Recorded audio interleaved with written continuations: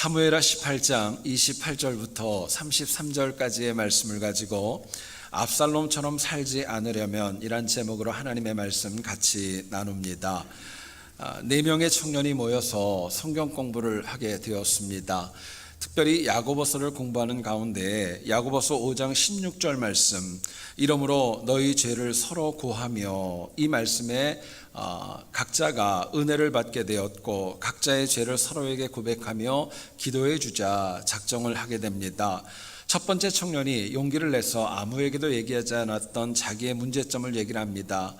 나는 교회에 다니고 있지만 아직도 담배를 피웁니다, 이야기를 했어요.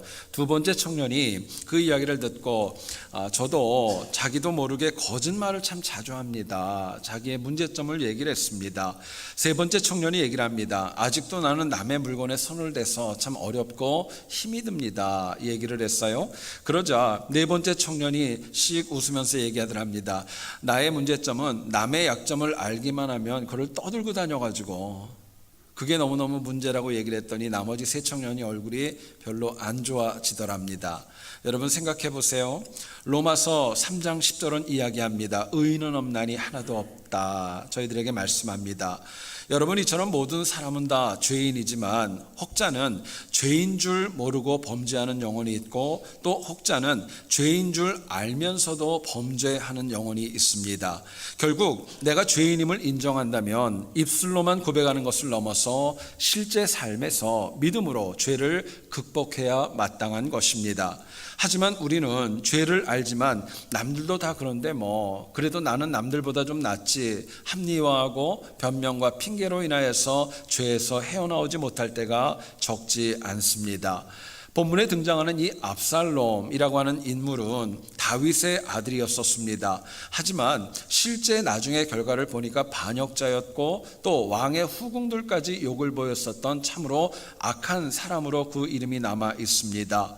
비록 반역에는 당연히 실패했지만 압살롬은 사실 다윗에게 적지 않은 충격을 주었고 다윗에게 있는 모든 것들을 무너뜨렸던 장본인이라고 해도 과언이 아니었습니다. 특별히 오늘 본문의 내용은 압살롬의 패망을 전하는 두 명의 전령의 이야기가 나오고 그들과 대화하는 다윗의 모습을 저희들에게 보여줍니다. 먼저 다윗은 아히마아스라고 하는 청년이 승전보를 가지고 왔지만은 그 이야기를 듣고도 크게 기뻐하지를 않았습니다. 반면에 이 구수인 이방 사람이 와서 전쟁에서 이겼습니다, 그리고 압살롬이 죽었습니다 라는 이야기를 전했을 때 다윗은 기뻐하기는커녕 오히려 통곡하면서 아파하는 모습을 보여줍니다. 당시 이 압살롬의 반역으로 인해서 그 피해가 얼마나 많았을까요? 정말 무고한 생명들이 많이 죽었을 것이고 또 물자적인 피해도 얼마나 많이 있었겠습니까? 다윗의 명예가 땅에 떨어졌고 그 부작용은 아마도 오랜 기간 동안에 계속 이어졌을 것이 분명합니다. 결국 이 압살롬이라는 영혼이 평안하게 왕자로서의 자기의 역할을 잘 감당했다면 아마 반역으로 인하여서 모두를 아프게 하는 그런 어리석음에 빠지지는 않았을 것입니다. 우리 장로교의 가장 기본적인 그런 교리 가운데 이런 질문이 있죠. 인간의 제일 되는 목적이 무엇입니까? 인간의 제일 되는 목적은 하나님을 영원토록 기뻐하고 즐거워하는 존재로 살아가야 된다는 것 저희들에게 강조합니다.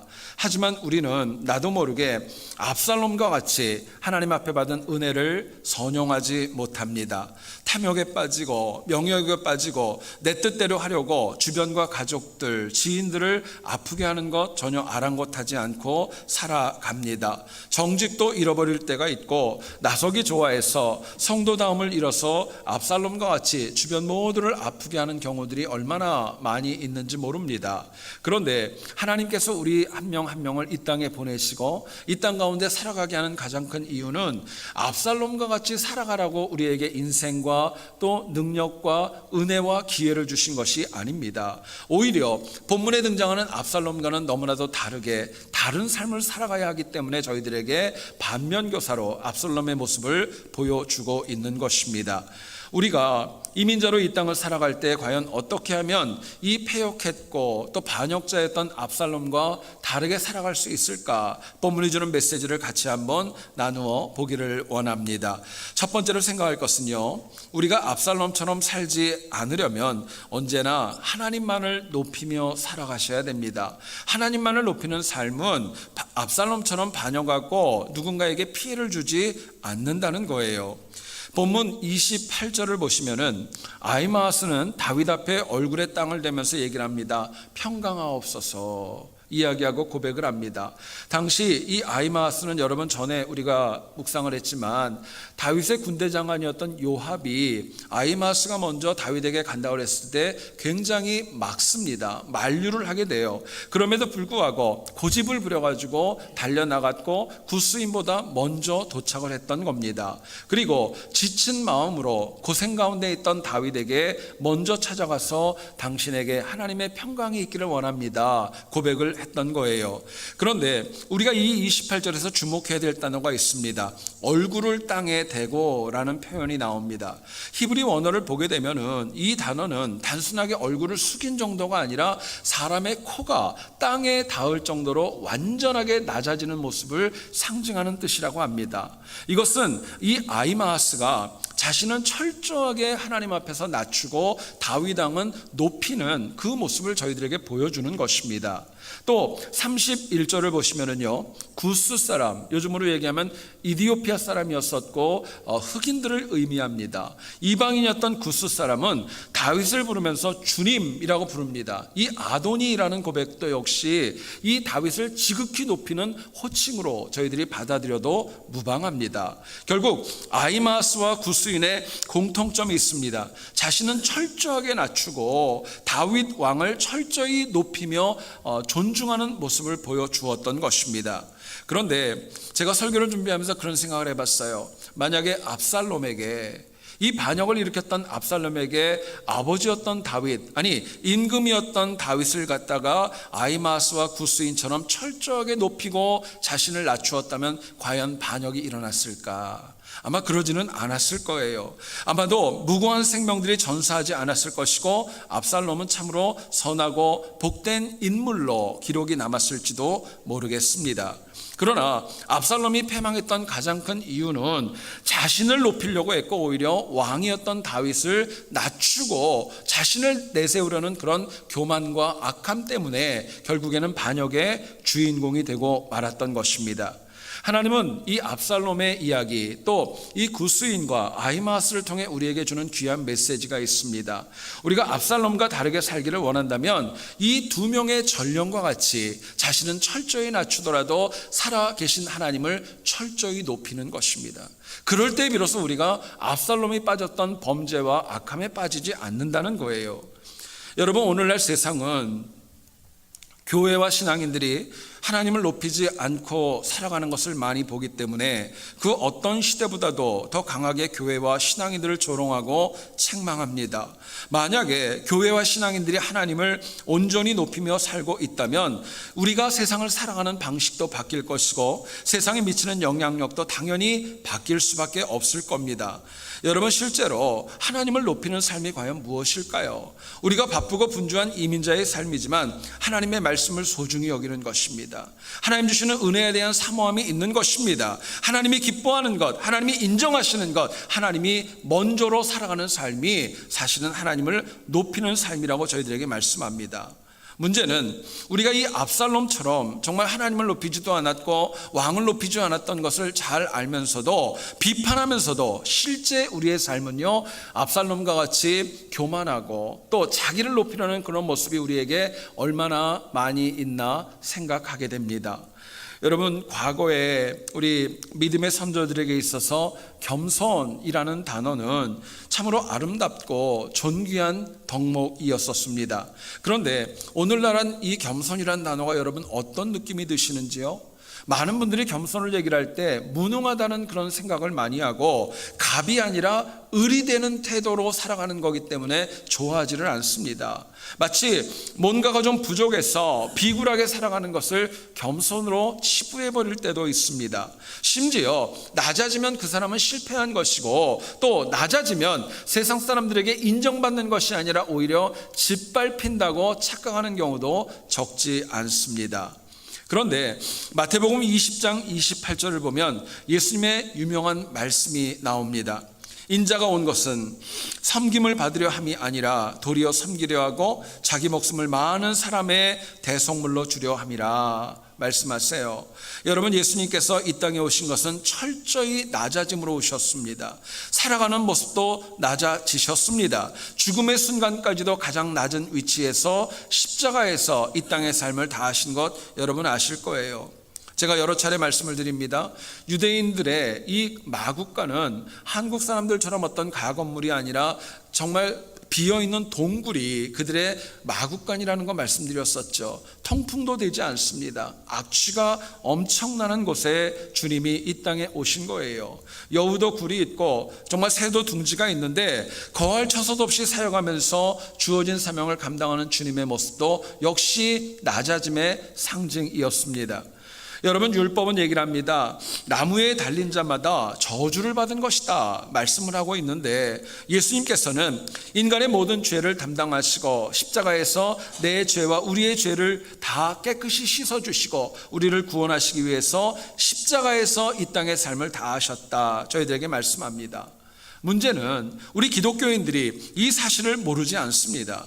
주님의 낮아지심으로 인하여서 우리가 살게 되었고 구원받게 되었고 의미가 있는 가치를 있는 삶을 살아가지만 사실은 우리도 어느 순간부터 낮아지면 바보가 된다고 하는 생각이 암암리에 우리 마음에 쌓여져 있다는 것입니다. 그렇기 때문에 어떻게 해서든지 간에 교회에서도 좀 나를 좀 보여줘야 되고 내 목소리를 내야 인정받는다고 착각하는 경우도 적지 않습니다. 성도조차 낮아진 것을 상실해버렸기 때문에 하나님의 일보다는 내 편함이 먼저이고 또 전체의 이익보다는 내 개인의 이익이 먼저인 경우가 우리 주변에 얼마나 많이 보이고 있는지 모릅니다. 결국 스스로 하나님 백성이라고 자부하면서 십자가의 은혜로 구원받은 백성이라고 자부하면서 진짜 모습을 보면은 마치 본문에 나오는 또 다른 압살롬의 모습으로 이 땅을 살아갈 때가 참으로 많이 있다는 것입니다. 여러분, 그런데 잊지 마세요. 하나님은요, 내가 아히마아스처럼 그리고 구스인처럼 철저하게 하나님을 높이고 내가 낮아질 때 하나님이 우리를 높여주십니다. 우리에게 은혜를 주시는 거예요. 한번 여러분 생각해 보세요. 내가 나를 높이는 것과 하나님이 나를 높여주시는 것 가운데 어떤 게 더 의미가 있을까요? 제가 너무 어려운 질문을 드렸습니까? 내가 나를 높이고 나를 나타내서 높아지는 거하고 하나님이 나를 높여주는 거하고는 비교가 될 수 없는 거예요. 사람이 자신을 높이려 하면은요, 높아지는 거 쉽지 않습니다. 높아져도 잠깐입니다. 결국에는 추락할 수밖에 없는 게 당연한 거예요. 반면에 하나님 앞에서 내가 철저하게 아히마아스처럼 구스인처럼 코를 땅에 대듯이 하나님 앞에 낮아지게 되면 하나님께서는 하나님의 시간에 하나님의 방법대로 하나님의 사람을 통하여 우리의 인생을 높여 주실 줄을 믿습니다. 그리고 하나님이 이처럼 높여주시는 인생의 결과는 내 인생뿐만이 아니라 우리 자녀들에게도 대대손손 은혜가 계승되는 능력으로 나타날 수 있다고 이야기합니다. 중요한 것은 우리가 이 영적 원리를 잘 알지만 그럼에도 불구하고 우리 각자는 내 자신을 높이고 있다는 것 빨리 내려놓으시고 하나님을 높이는 삶으로 우리가 바뀌고 겸손으로 바뀌어야 마땅하다는 것을 저희들에게 말씀하는 것입니다. 제가 여러분들에게 한번 질문하기를 원합니다. 여러분, 미국인 가운데 역사적인 인물인데 벤자민 프랭클린이라는 분을 혹시 아시는지요? 여러분 누군지 아세요? 네. 제가 예배 들어오기 전에 어떤 분한테 물어봤더니 미국의 대통령이라고 얘기를 하더라고요. 근데 대통령은 아니었었어요. 이분은 미국 건국의 아버지로 굉장히 유명한데요. 지금 화면에 나와 있는데 이분이 누군지를 대부분 몰라요. 근데 100불짜리에 나와 있는 그 인물, 그 초상화에 있는 분이 벤자민 프랭클린이에요. 그러니까 그만큼 미국 내에서 가치가 있고 능력이 있는 분입니다. 그런데 이 벤저민 프랭클린이 그 역사 속에서 다양한 그런 사역들, 직업을 가지고 있었어요. 백과사전을 찾아보면 이렇게 나옵니다. 이분은 정치가였고 외교관이었고 과학자였고 책을 쓰는 저술가였습니다. 기업을 운영하는 경영자였고 언론인으로 참 천재적인 많은 일들을 감당했던 분이셨어요. 그런데 이 벤저민 프랭클린의 그 유서 가운데 유서의 첫 부분의 말이 여러분 이렇게 시작됩니다. 들어보세요. 가난한 인쇄공의 아들이었던 나 프랭클린은, 가난한 인쇄공의 아들이었던 나 프랭클린은 이야기하는 거예요. 많은 업적을 남긴 삶이었었지만 언제나 자신의 초심, 처음의 모습, 겸손으로 부족함을 인정하며 살아왔던 것입니다. 여러분, 그렇게 겸손했기 때문에 그 영혼은 많은 일을 할 수 있었고 오늘도 우리에게 참으로 많은 도전과 아름다운 열매를 남겨줄 수 있었던 것입니다. 여러분, 하나님께서 성경을 통해 성령 하나님께서 우리에게 겸손하라고 명령하시는 이유가 있습니다. 우리가 겸손해야 하나님을 높일 수 있고 우리가 겸손해야 하나님이 우리를 높여주기 때문에 그렇습니다. 물론 무작정 목적도 없이 낮아지는 것은 비굴한 것입니다. 그러나 하나님을 높이기 위해 겸손으로 낮아지는 것은 그것은 하나님 보시기에 참으로 받을 만한 신실한 믿음이라고 저희들에게 말씀합니다. 여러분, 우리가 악한 세상에서 승리하고 또 더 나아지려면 앞이 아니라 아래가 아니라 위로부터 공급되는 은혜가 필요하다는 것 여러 차례 제가 강조를 드렸어요. 결국 위로부터 공급되는 은혜와 사랑은요, 내가 철저하게 낮아질 때에 아이마스와 구스인처럼 나를 낮추고 하나님을 높일 때 우리의 인생에 하나님이 채워주시는 것입니다.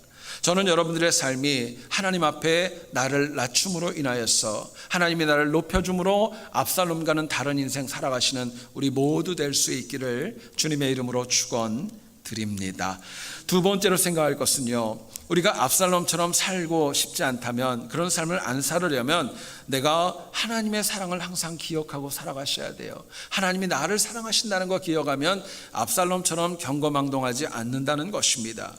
본문 29절을 보세요. 다윗은 아히마스에게 물어봅니다. 젊은 압살롬이 잘 있는가? 이게 가장 중요한 첫 번째 질문이었습니다. 여러분, 놀라운 것은요, 전쟁이 어떻게 되었느냐, 다른 부하들은 어떻게 되었느냐, 전세가 어떻게 되었느냐, 이거 안 물어봤어요. 젊은 압살롬이 잘 있느냐, 이거부터 물어봤어요. 여기서 이 잘 있느냐, 히브리 원어로 보면 딱 한 단어입니다. 우리가 잘 아는 샬롬이라는 단어입니다. 이 압살롬이 평안하냐 물어봤던 거예요. 그리고 28절에서 평강하옵소서, 이 단어도 똑같은 샬롬으로 되어져 있습니다.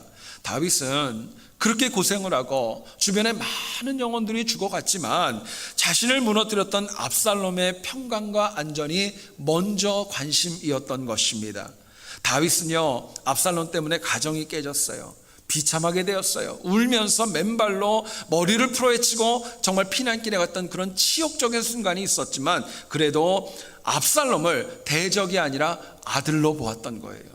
아들로 보았던 거예요. 그래서 구스인에게도 압살롬의 소식을 가장 먼저 물었고 그 죽음의 소식을 들었을 때 본문 33절을 보세요. 통곡하며 울부짖으며 이렇게 얘기를 합니다. 내 아들 압살롬아, 내 아들 압살롬아, 차라리 내가 너를 대신하여 죽었다면 압살롬 내 아들아 이야기합니다. 상상해 보세요. 다윗이 이 말을 하면서 어땠을까요? 사람들 눈치 보지 않고 정말 하나님 앞에서 얼마나 가슴이 저미는 아픔으로 통곡하며 이 울부짖음이 소리쳐졌겠어요. 당시 다윗은 압살롬의 죽음을 아파하면서 33절을 보면은요, 내 아들이라는 단어가 5번이나 나옵니다. 압살롬이라는 이름이 3번이나 등장을 하고 있어요. 비록 압살롬이 악했지만 다윗은 그래도 아들이었던 압살롬을 진심으로 사랑하고 아꼈던 것입니다.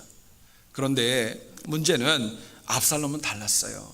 이 다윗의 애끓는 사랑을 전혀 몰랐고 반역을 일으켰고 아버지의 후궁들까지도 범했고, 그렇게 아버지 다윗의 사랑을 몰랐기 때문에 나중에는 비참하게 이 땅의 삶을 마치고 말았던 것입니다. 여러분, 우리 이민자의 삶을 가만히 보면 기쁨도 있고 감사도 있습니다. 보람도 있고 또 누리는 혜택도 분명히 있습니다. 반면에 우리에게는 많은 고난도 있고 아픔도 있고 낙담도 있고 좌절도 있습니다. 실패도 있고 고민과 아픔이 있습니다. 그런데 그럼에도 불구하고 우리는 독생자 예수 그리스도를 보내시기까지 하나님의 가장 큰 사랑을 받은 존재가 바로 나라는 것, 여러분 꼭 믿으시기를 소원합니다. 그걸 마음에 새기셔야 돼요. 그런데 우리가 이거를 망각하고 오히려 인간적인 생각에 빠지기 시작하면 자꾸 자기가 자기를 평가하기 때문에 나는 너무 부족하다고, 매일 똑같은 죄를 짓는다고, 주님은 어쩌면 나를 싫어할지도 몰라, 자기 기준에 빠져 하나님께서 베푸시는 사랑을 내가 외면하고 사랑할 때가 적지 않습니다. 근데 여러분 잊지 마세요. 하나님은 내가 압살롬처럼 좀 오판을 해도, 넘어지고 실패해도 여전히 나를 사랑하십니다. 나를 아끼세요. 때로 내가 알게 모르게 범죄해도 나를 향한 하나님의 사랑은 변하지 않고 여전합니다. 아니, 내가 하나님을 잃어버려도 하나님은 내 이름을 당신의 손바닥에 기록하고 절대로 잊어버리지 않겠노라고 저희들에게 약속해 주십니다. 힘들어도 하나님을 부인해도 계속 사랑하시고 지금도 성령 하나님을 통해 우리에게 말씀하시고 가르쳐 주시고 또 인도해 주시는 은혜로 채워 주시는 것입니다. 문제는 많은 신앙인들이 이 사랑 때문에 살아가고 있지만 이 사랑과 무관하게 살아갈 때가 너무나도 많이 있다는 거예요. 여러분, 실제로 연약한 인간은 그래요. 본인이 아는 죄, 하나님 기뻐하지 않는 죄를 짓는다는 거 모르지 않아요? 범죄하면 낙담하고 마음에 어려움도 있고 부담도 있어요. 그러면 하나님의 거룩한 사랑은 온데간데 없고 내가 내 자신을 정죄할 때가 너무나도 많이 있습니다. 하나님은 아무 말씀도 안 하셨는데, 어떤 징계도 나에게 하지 않으셨는데 내 스스로가 나를 하나님의 사랑으로부터 이탈시켜버리는 경우도 우리에게 적지 않은 것입니다.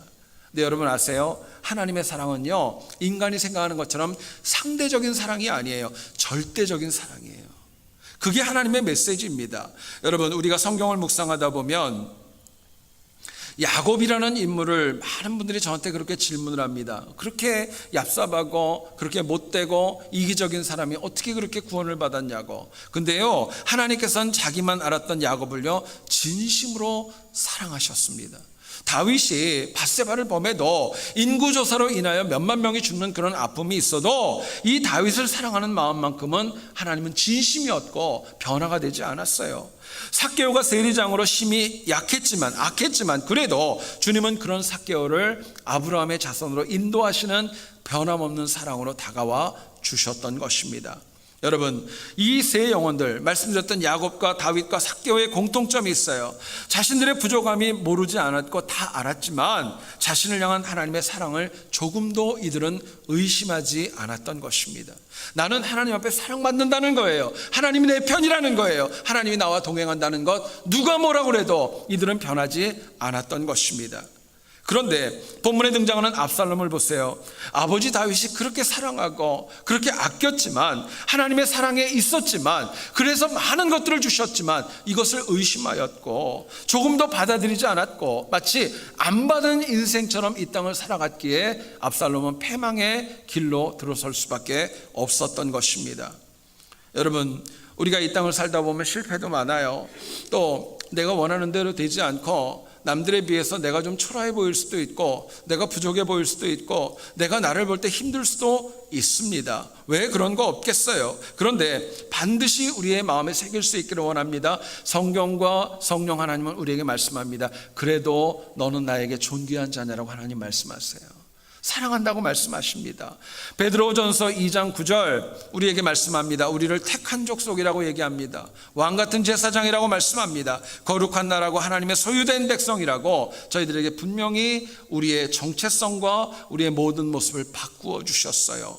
이사야 43장 4절은 이야기합니다. 내가 내 눈에 보배롭고 존귀하며 내가 하나님의 변함없이 사랑을 받는 존재라는 것 우리에게 강조하고 있다는 것입니다.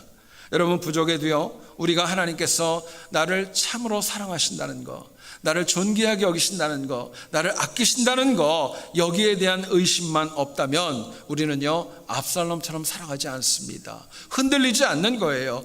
든든하게 믿음 위에 서갈 수 있는 것입니다. 여러분, 압살롬은 패망으로 끝났어요. 누가 그거 원하겠어요? 그러나 이것을 원하지 않고 이것을 극복하고 압살롬처럼 살지 않기를 원한다면 우리 모두가 다 항상 하나님의 사랑 안에 살아가야 될 줄을 믿습니다. 여러분, 내가 부족해도, 내가 좀 연약해도, 내가 나이가 좀 들어도, 아파도, 경제적으로 어려워도 하나님의 사랑은 나를 향해 여전히 너무나도 크고 깊기 때문에 그렇습니다. 얼마 전에 어떤 책을 읽다가 별거 아닌 것처럼 넘어갔는데 설교를 준비하면서 그 내용이 생각이 났어요. 한번 들어보시죠. 어떤 아버지가 딸과 함께 해변의 바위 위에 올라가 가지고 함께 바다를 바라보고 있었습니다. 아버지가 딸에게 얘기를 합니다. 얘야, 저 위를 한번 좀 올려다 보아라 이야기를 했어요. 딸이 아버지의 말대로 푸른 하늘을 향하여 눈을 들었고 높이 멀리를 바라보았습니다. 아버지가 딸에게 또 이야기합니다. 저 앞을 좀 바라보라고. 딸이 푸른 하늘이 비추는 아름다운 바다를 또 응시하게 되었습니다. 이번에 아버지가 또 얘기를 합니다. 저 아래를 좀 내려보라고. 딸이 말씀대로 다 순종한 다음에 이 아버지가 감격에 겨워서 이 딸에게 이렇게 얘기를 합니다. 얘야, 이처럼 높고 한없이 깊고 끝없이 넓고 아름다운 것이 바로 하나님의 사랑이란다. 여러분, 참 놀랍지 않아요? 하나님의 사랑이 깊다는 거예요. 넓다는 거예요. 높다는 거예요. 그것만큼 잊지 말라는 거예요. 그리고 그 딸을 위해서 간곡하게 이 권면을 하는 그 아버지의 모습이 참 마음에 와 닿았던 기억이 있습니다. 우리가 많이 부르는 찬송가 가운데 304장 그 크신 하나님의 사랑, 이 내용을 보면 3절에 이런 가사가 나옵니다. 하늘을 두루마리 삼고 바다를 먹물 삼아도 한없는 하나님의 사랑 다 기록할 수 없겠네 말씀합니다. 여러분, 이 표현이 어떻게 생각하세요? 하늘을 갖다가 두루마리를 삼고 바다를 먹물로 삼는다 해도 하나님의 사랑을 다 기록할 수 없다는 거예요. 참 생각하면 생각할수록 시적이고 아름답지 않습니까? 근데 여러분 아세요? 이거는 문학적인 기교가 아니에요. 진짜 하나님의 사랑은 이보다도 큰 것입니다. 실제예요. 여러분, 우리가 힘들고 어려워도 주님의 높고 깊고 넓은 사랑을 기억한다면 우리는 절대로 압살롬과 같이 패망의 길을 가지 않을 줄을 믿습니다. 저는 여러분들의 삶이 항상 그럼에도 불구하고 또 그렇기 때문에 언제나 한결같은 나를 향한 하나님의 사랑을 마음에 품으시고 날마다 승리하는 우리 모두 될 수 있기를 다시 한번 주님의 이름으로 축원드립니다.